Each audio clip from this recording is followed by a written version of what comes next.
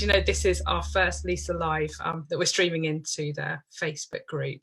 And this is going to be a series of interviews with people who are doing a whole range of different things in supported living, so that we can explore all the different strategies, the different facets of it, and try and understand it all.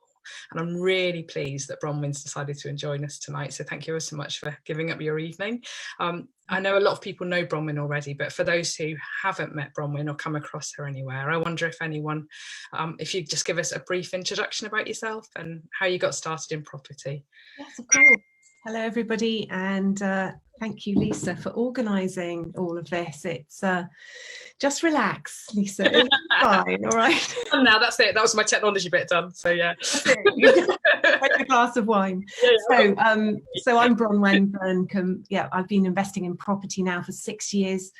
I was a career banker before that. Did a bit of work in the NHS for a while. And really, it's in the last few years that my work with emergency housing has really come to the fore. So I've got 4 different businesses. The one is residential, which I started off with, which is HMOs, holiday lets, single lets, that sort of thing. And then I've got my guest houses. So I'll be talking a little bit about one of those today.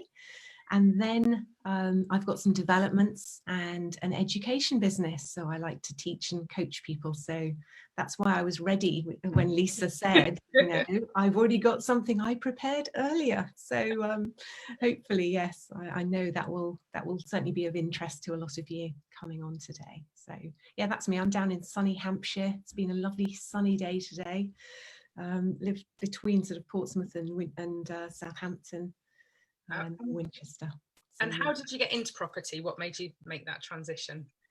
Well, yeah. It can be a really long answer, isn't it? I appreciate it. It's a very brief one. Okay. I was told I couldn't take my pension until I was 67 years old. And I thought, oh my goodness, there's no way I'm going to wait till I'm 67 to draw money to live off. And I certainly don't want to be working beyond 55 was when my father, he took early retirement at 55, and you know, the best years of his life were after that. So that's why I started to think there must be another way, and started to get a really good education. And that's what it's all about, really. Start learning, and then wow, you know, what a great group property is. You know, so many people want to help you, want to support you, and yeah, there's a few rogues out there. We know who they might be, but you know, look at this group, for example. I'm sure we're all going to learn masses from each other.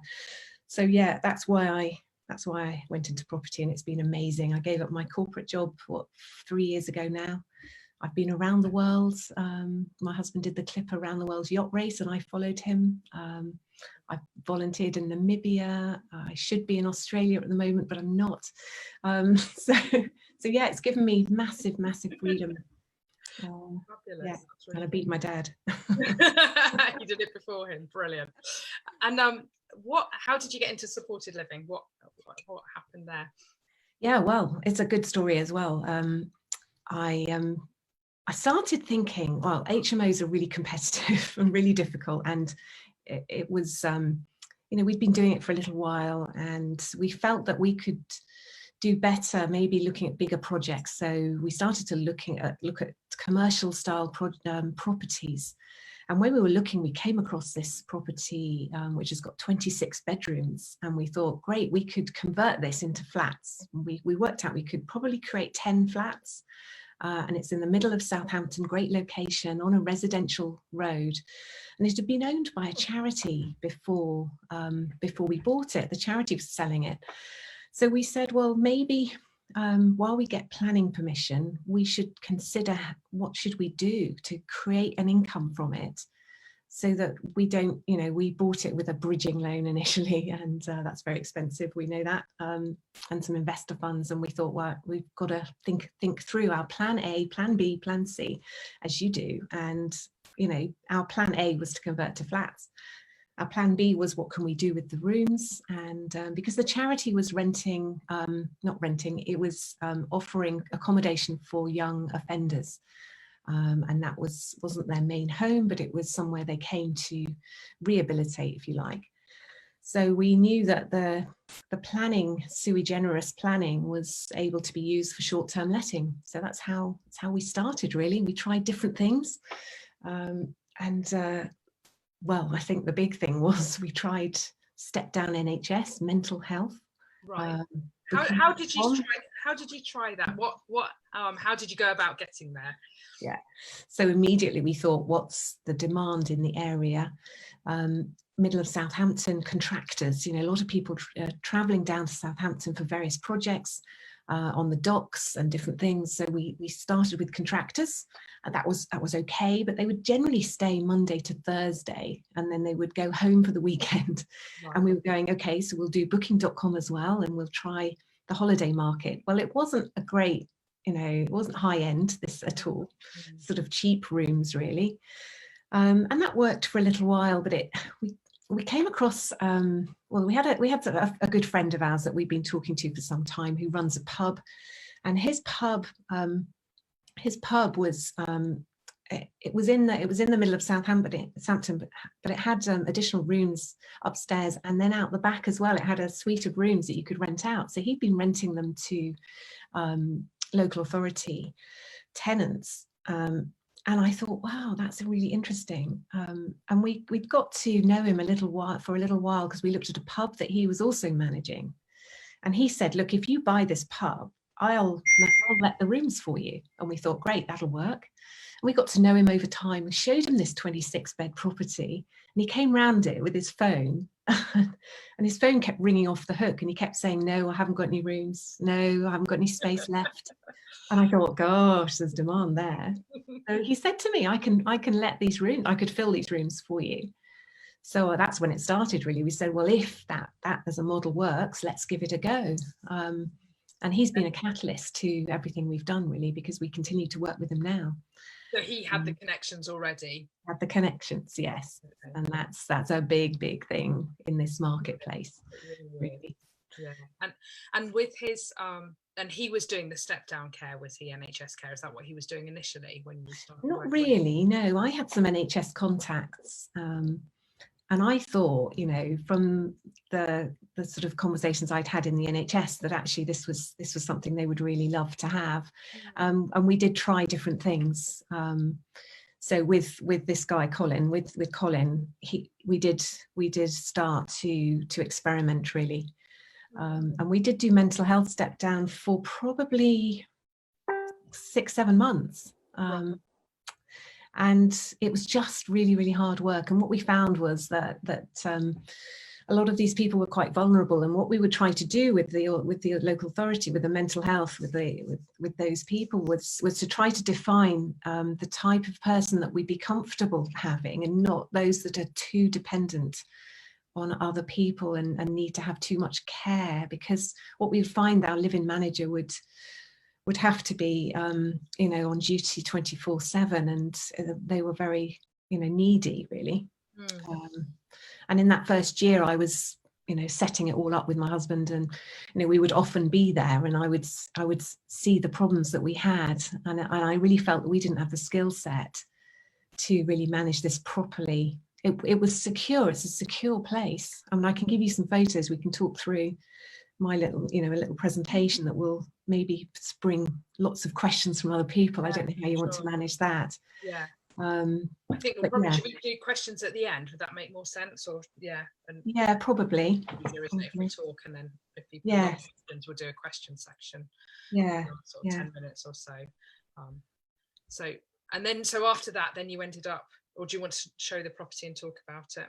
Yeah, well, so let's keep thinking about the different tenant types. So the NHS step down, that sort of worked for a bit, but the teaching hospital locally was doing their own accommodation. So it was only really in an emergency they would use us. So it wasn't going to be a regular occurrence. Mental health was more useful. But really what we started to do was, as the local authority departments, because there were about 5 different departments that we ended up really getting to know quite well, they came out and they would go, okay, yes, this would suit us because of, and this is what we need it for, and if you could provide X, Y, and Z, then it would be perfect for us. And we had other charities come and visit us, and some would say it's not going to work because of this, and others would go, yes, because we didn't have, they're not self-contained rooms, they're shared bathrooms. So although there's 26 rooms, what we've got is 13 single rooms, which are fairly small, and then we've got very large family rooms. So if I share my screen now, I can sort of show you why the property then ended up being the reason why we ended up doing what we're doing, because of the way that it's laid out. Right, okay.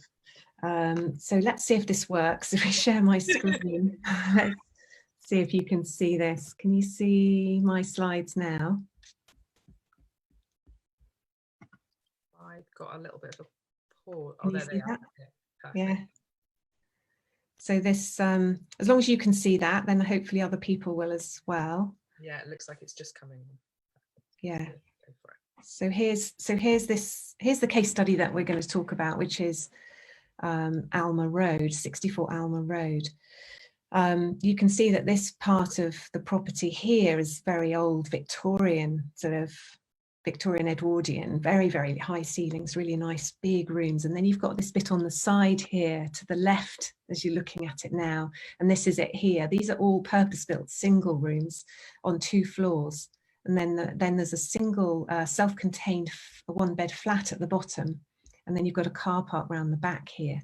So it's originally a hotel, was it?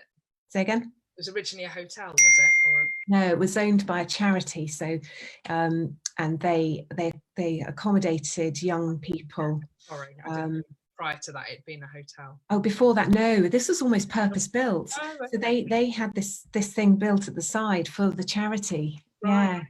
Really interesting, actually. So no, it's never been a hotel of in that way. But you can see there's 26 rooms, 13 single, 13 big family rooms, as we call them now. 7 bathrooms when we bought it. We've now got 9. We've increased that. None of them are self-contained, so it's shared bathrooms. But the family rooms have all got cooking facilities within them. So if I show you.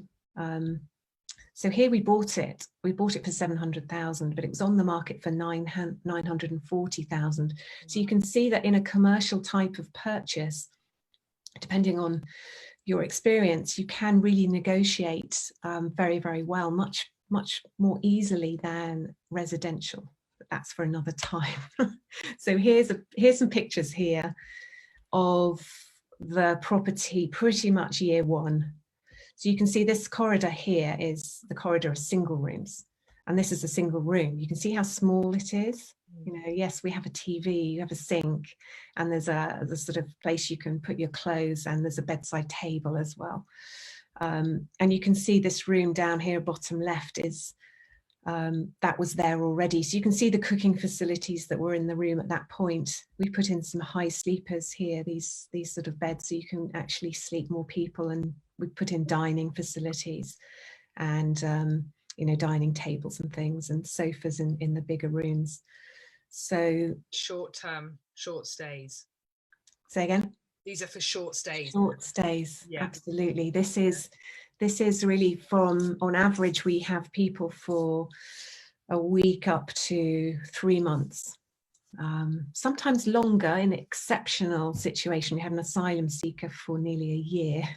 But on a per night basis, that's very expensive for the authority to be paying. So yeah, this is only really for short term. And if I explain a little bit about, this is it now. So we have refurbished it in the last 12 months. But if I explain a little bit about the tenant types, we have what I call emergency housing, which is what we've ended up doing.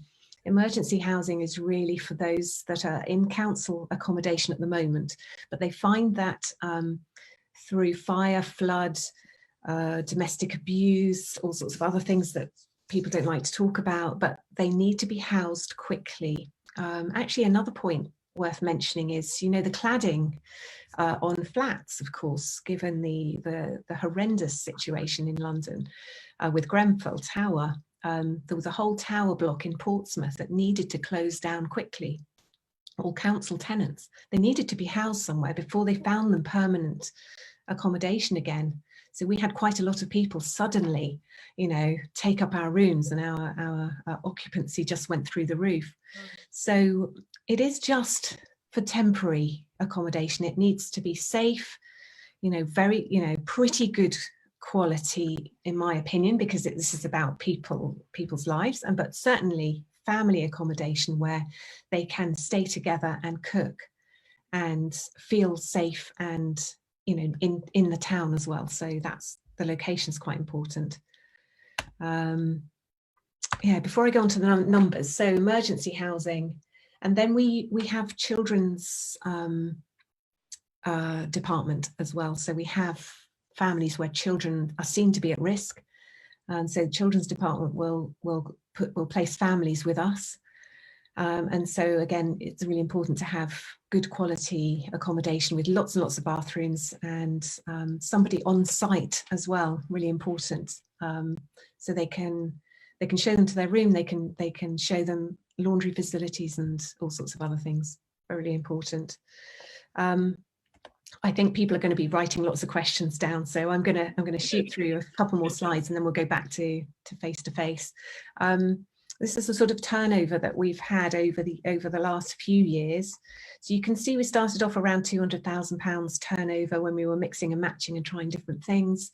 Our occupancy levels there were about between 50 and 60% of the rooms occupied at any one time. It would vary hugely.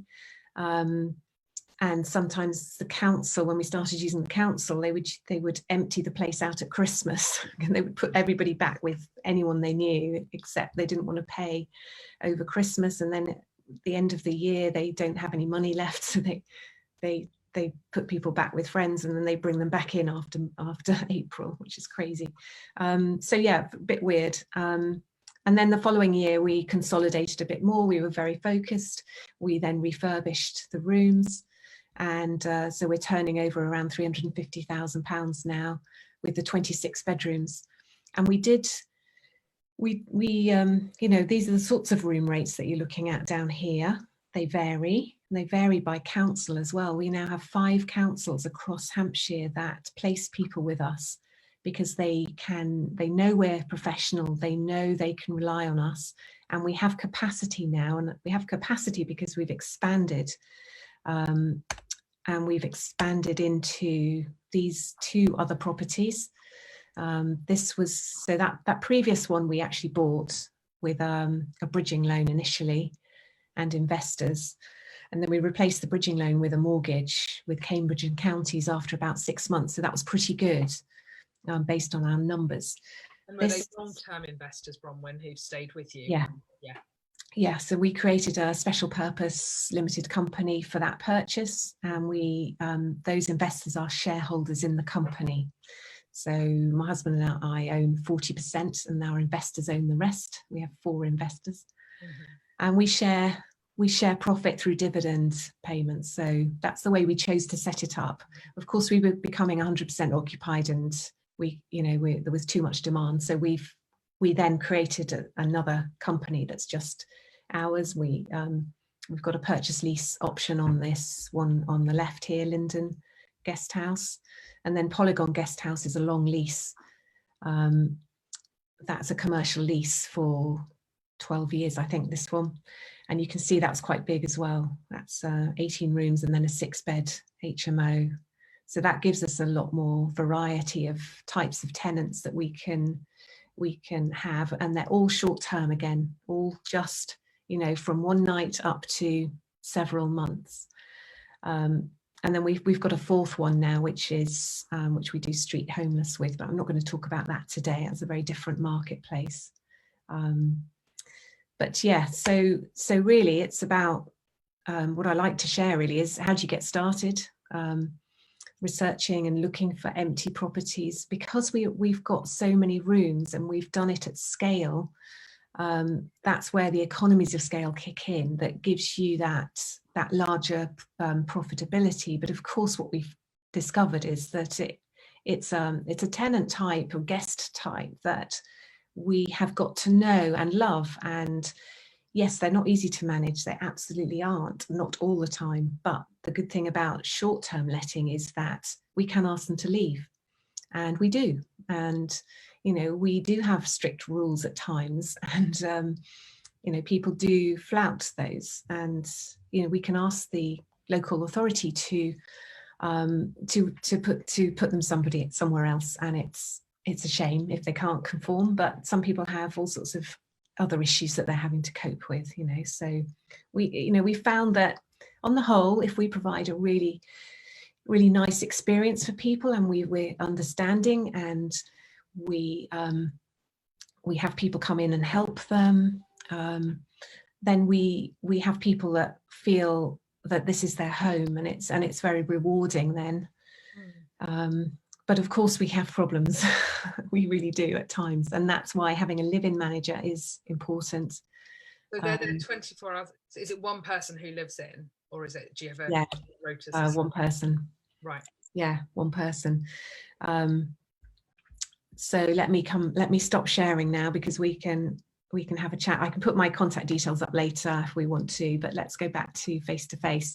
So the live-in manager is critical, because what we don't want to do is manage it ourselves. We have a property business, and we have lots of businesses.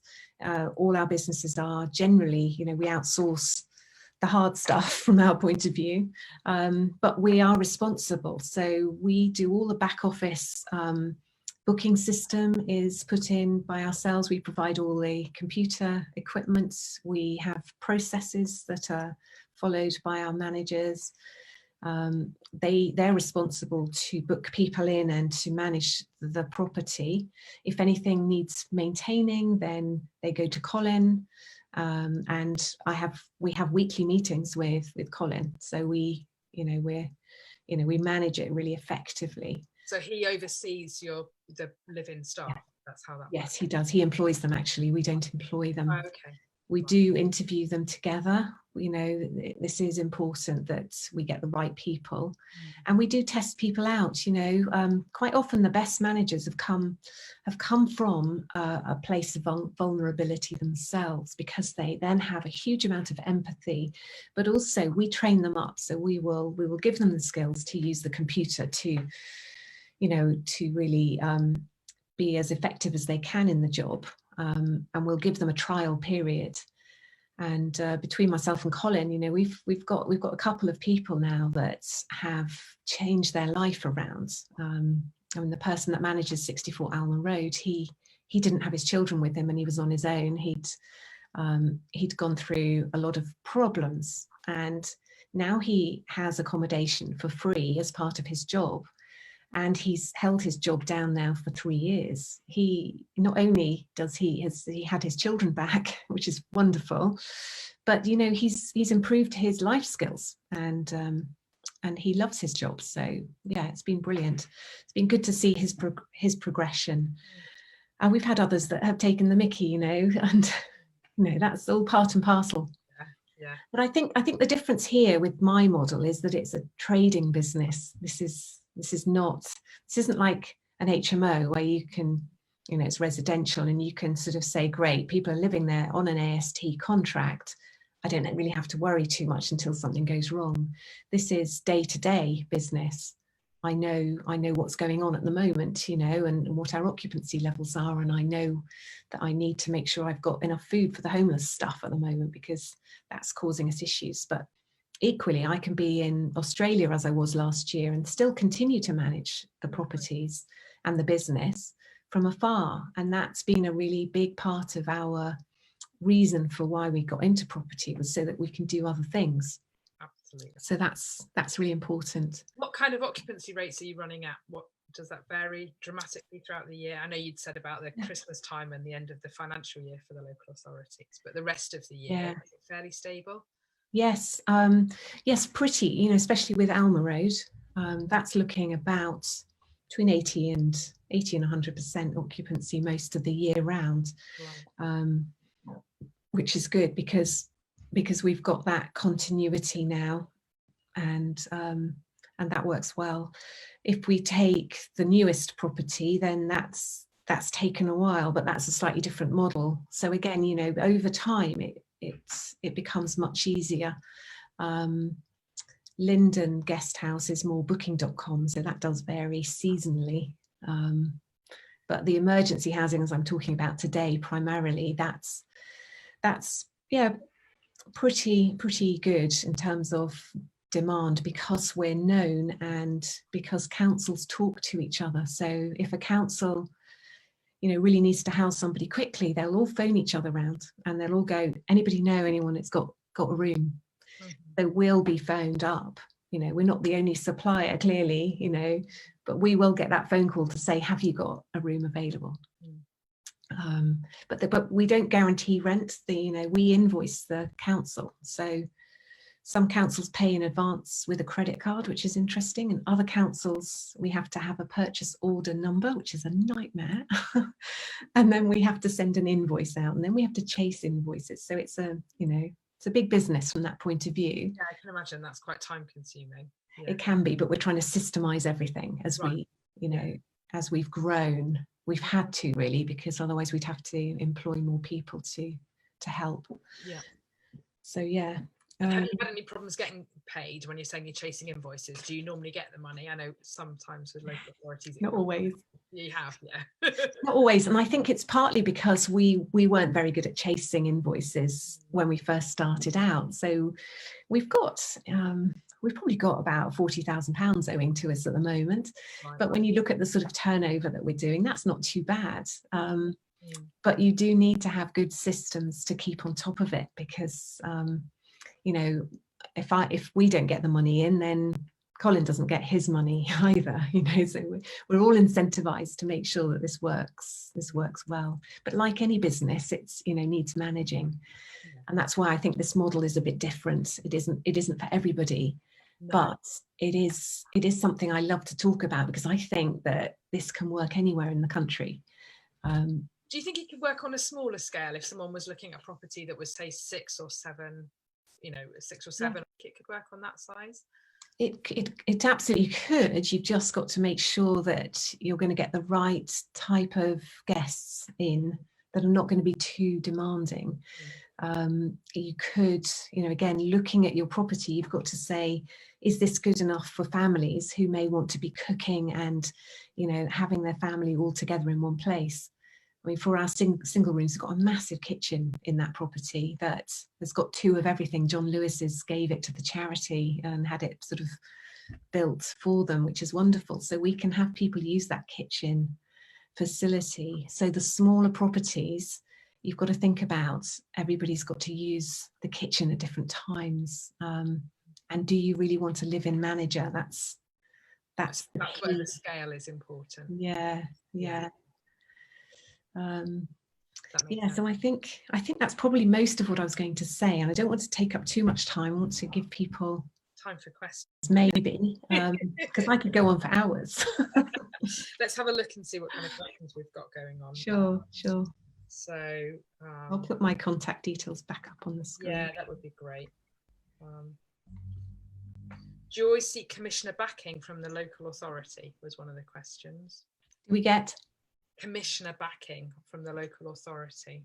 Commissioner backing, I'm not quite sure what that means. When you just liaise with who is it within the local authority that you're liaising with? Okay, so it's the individual department heads. So right. And every council's different, so they all have slightly different department names, which is not helpful for people, but I do mentor people in different parts of the country, so I know that this is the case. You know, it's finding the right department that is going to work. You know, that the whole of the council sort of are aware of what we do now, because what we had an HMO officer put a letter through our door saying we needed an HMO license, which is like, actually no, we don't. And you know, and why don't you? What is it that's different? Yeah, we don't, because we have a sui generis planning for short-term letting, and the rules are different. So, but you know, even if we did need a license, they would come and they'd measure the rooms and make sure we were providing enough. We know we do, but you know, it's just another level of bureaucracy, and you know, so what we did was we talked to the departments that we work with, and we said to them, look, we've had this letter, you know, what do you think we should do? And they said, oh, don't worry about it, we'll phone them up now and tell them that, you know, you're providing this service and that they shouldn't be hassling you. So it's really weird how councils work. But I think the important thing is getting to know them. And what I did early on was actually, even though Colin had contacts, I went to some of the other bed and breakfast places and actually got chatting to the owners and said, you know, you provide accommodation for different types of people. Can you share a little bit with how you do that? I did my own market research. Right. And I do recommend that. You know, you will be shocked though. Some of the accommodation is terrible. Absolutely. Yeah. I'd love to know your thoughts on lenders happy to lend for emergency accommodation. Okay, brilliant. Yes, so this was a new venture for us when we started out. So we went to all the banks, and we found that actually not all the banks will lend for this type of accommodation. Our research showed us, and our contacts, connections and networks, somebody said try Cambridge and Counties, and it's they are specialists in bed and breakfast accommodation, this type of accommodation, so they understand how the numbers work. We sent them our figures for 6 months, and they offered us a mortgage pretty easily, to be honest. So yeah, find a specialist lender, and your broker won't always know who they are, so it's important to go and talk to other people. So like myself, we are actually looking at remortgaging, so we will be out fairly soon looking at who else is out there, because I think there's probably more. Yeah, absolutely. We are planning a couple of sessions with people about finance, because I know it is something that's really specific that people are, you know, that would be good, really. So hopefully we can get some answers, or find out that everyone's in the same boat. Yeah. Can you please tell us what the legal process is for getting tenants to leave? Yes. Yeah. Yeah, so we're effectively a hotel or bed and breakfast, which means that it's short-term accommodation, a bit like serviced accommodation. You can also ask people to leave if they are not being respectful of the other guests. That's how I like to put it. You know, it's shared accommodation at the end of the day. And if somebody's being particularly noisy, or indeed, you know, shouting or being violent on occasions, then we will tell them that they will need to pack their bags and leave. Now, you know, if I was managing it on my own, that's a big thing to be doing to maybe somebody, you know, who might be quite violent. So we do have a number that we can call the local authority if we need to, for security reasons. We don't have to do it at Alma Road at all, but in one of our other properties we do. But yeah, we can basically ask them to pack, and we can march them out, unfortunately. And, you know, generally, I think what we find is that if we treat people with respect, and we explain what the rules are and why we're asking them, and we get them to calm down, and we have different techniques to do that, then it's absolutely fine. It's just occasionally, if somebody's perhaps, you know, been drinking or other substances, then that's also not acceptable. No. So yeah. Can we go back on, if you can just stop screen sharing for a minute? I just realized we'll come back to your stuff. Can I ask, are you mixing your properties with both emergency accommodation tenants and SA tenants? I think you've answered that, aren't you? You're not now. No, we did try it. We tried the single rooms for contractors and the family rooms for families, but it didn't work. Honestly, it didn't work. Imagine. What are the biggest lessons you've learned from your journey so far? Biggest lessons, I think, perseverance, really. It's easy to give up, and it's easy to make assumptions. And a lot of people, including some investors who didn't invest with us, but they went, oh no, you know, that's never going to work. These people are terrible. They're going to trash the place. They're going to, you know, terrible.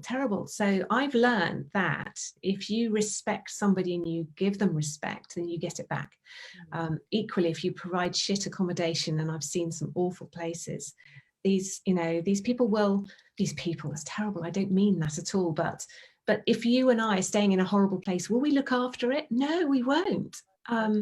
We refurbish the place and people want to stay and they like it, so they look after it.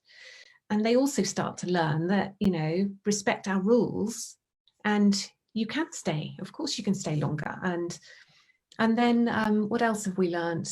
We've learned that local authorities are very bureaucratic and difficult to deal with. And again, perseverance, absolutely, don't be fobbed off with, oh no, we don't do that here, because we absolutely do. There's massive demand out there. There are housing associations now that do this, of course. There are different charities that will provide rooms, but quite often they do it on a longer term basis. I think our model of being short term is a little bit different and is needed for those occasions, like Grenfell, like, if there was a flood, and because we know we have lots of floods, people with, especially with children and things, there's no way can they stay in a property that's damp. So yeah. Someone's asked, what are the biggest lessons you've learned from your journey so far? I think they're kind of similar, aren't they? But is that similar. Sorry, what would you? I'm trying to do too many things at once. What advice would you give to someone who was now embarking on this journey? I would say have a chat with me, have a separate conversation. I'm always happy to talk. I think if somebody had been around that I could talk to, then I would have done it quicker. I talked about perseverance. It's been quite hard to change strategies at different times. But if you can learn with somebody who's doing it, then it makes it a lot easier. So that's what I would say. Also, make sure you've got finance up your sleeve, and perhaps a coach or a mentor that can help you through difficult periods.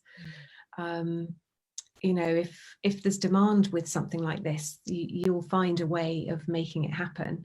You've just got to make sure that you get a return on investment too, because we're not a charity, but we're very giving in other ways. So this is quite a good balance, I think. Yeah. Someone's asked, what sort of yield or return do you get from your properties, and then also who is responsible for maintenance? So I think yes.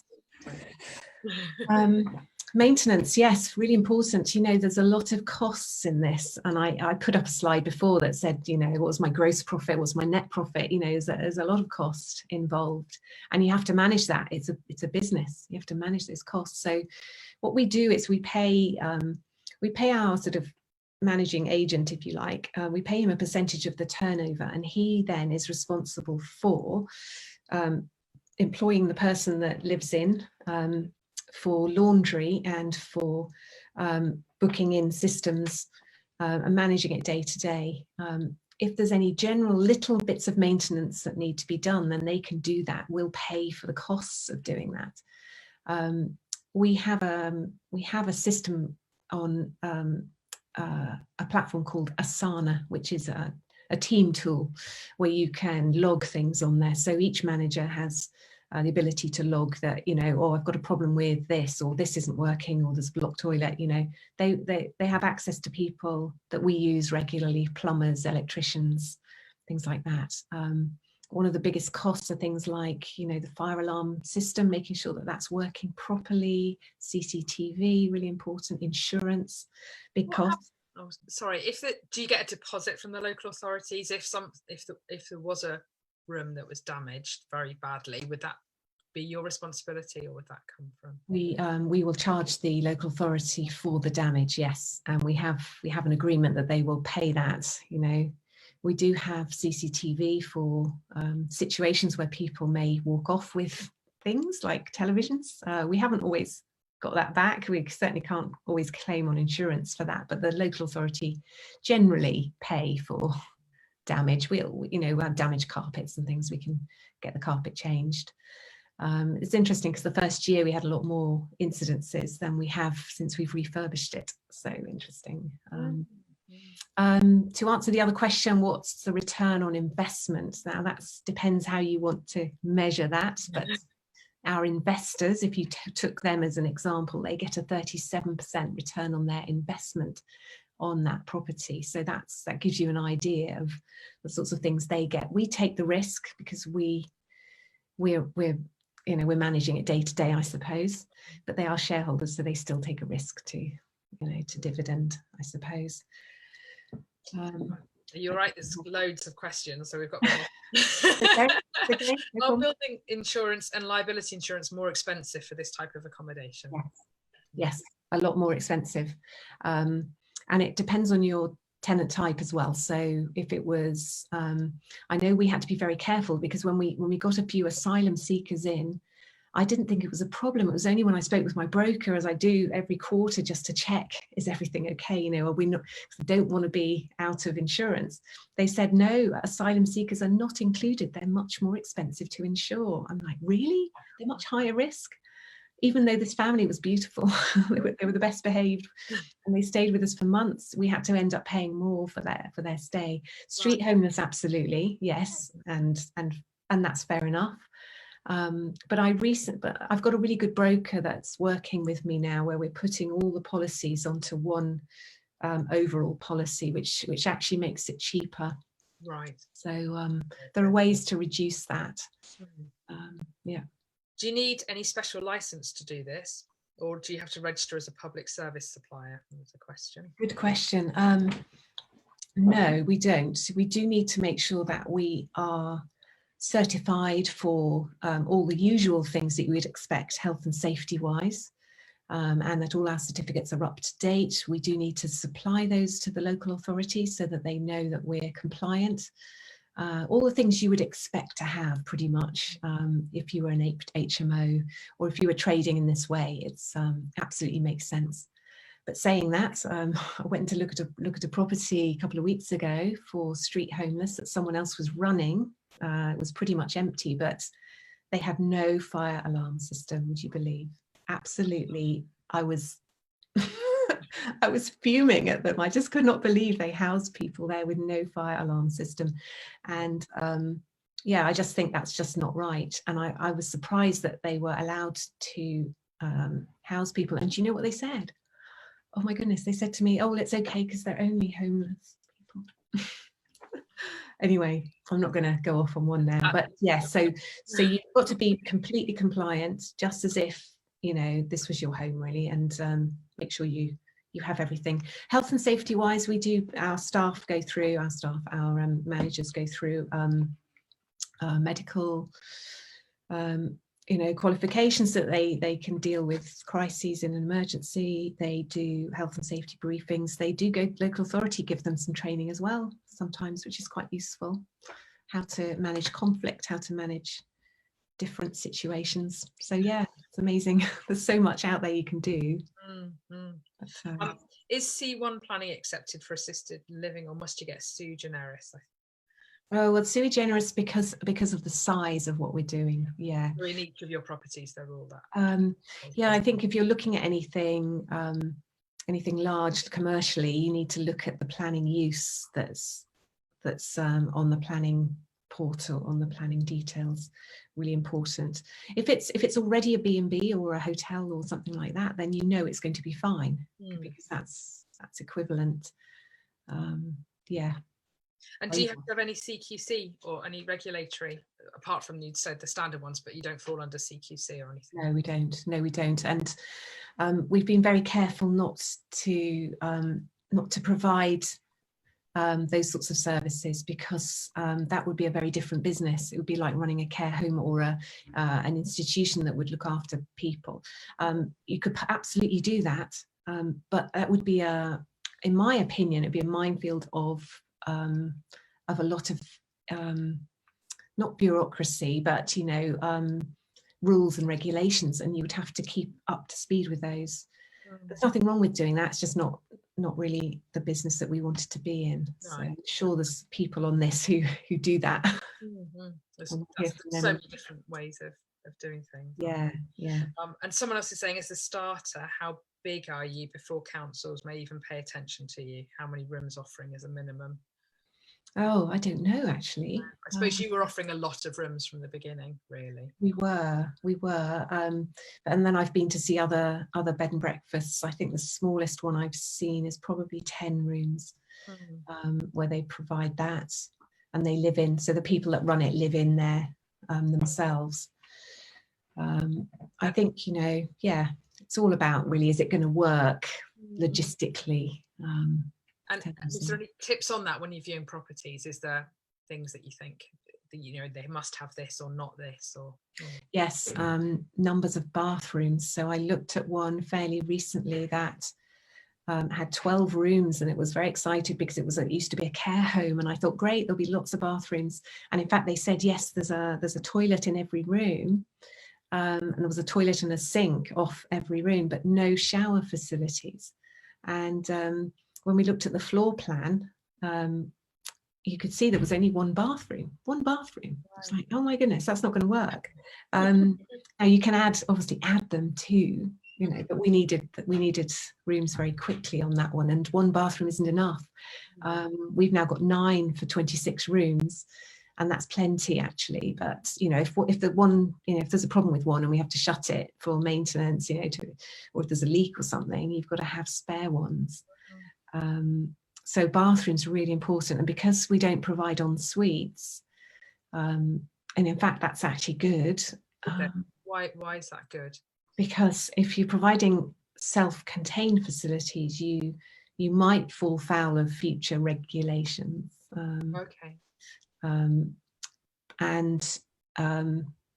Yes, I think it's good that people are coming and going, and yeah, you know, they're not just isolated in their room and not seeing anybody. So okay, yeah, fabulous. I think there've been some other questions, but I think they were answered earlier in the thing. Okay. As you've kindly said, people can reach out and make contact with you. Yes. If you want to put your contact details back up on there. Yeah, if people want to, that's fine. I think people are, you know, and I know that you'd said you've got some information to email people out. Oh, sorry to spring it on you. Yes, I do. Something I prepared earlier. If people want to contact you to get hold of that. Yes, you can email me. You can email me at this address here. It's a bit of a mouthful, actually. propertyinvestingfoundation.com, Bronwen at. Or you'll find me on social media. So with a name like that, you know, there aren't many of us. So at least on social media. Ping me your email address on social media, and I'll send you out the PDF summary, really. Hopefully that will be enough for you. And then, you know, you can book a call. So I've got this diary booking system, because I do coach people and things regularly. So you can book a slot within my diary, which means it's really easy. You can find a time that suits you, and I know that I block out that time every week. So it's really easy. Thank you. That's very generous of you, and thank you for giving up so much time this evening to talk through. It's been really interesting. Thank you, Bronwen. Good, no problem.